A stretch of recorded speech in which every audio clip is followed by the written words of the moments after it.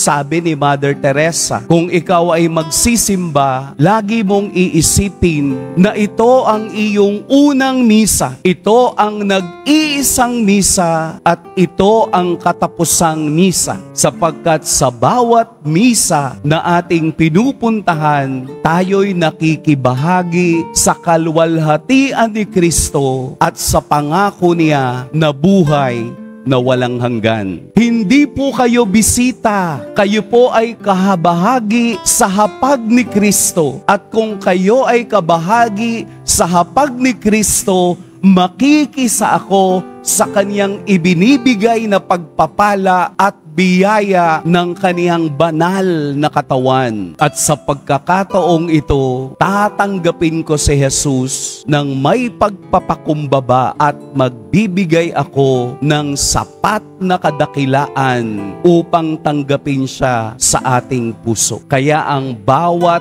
banal na Eucharistia ay pagkakataong bumalik sa Diyos at yakapin ang kaniyang pangako na buhay na walang hanggan. Welcome po lahat sa fiesta ng Diyos.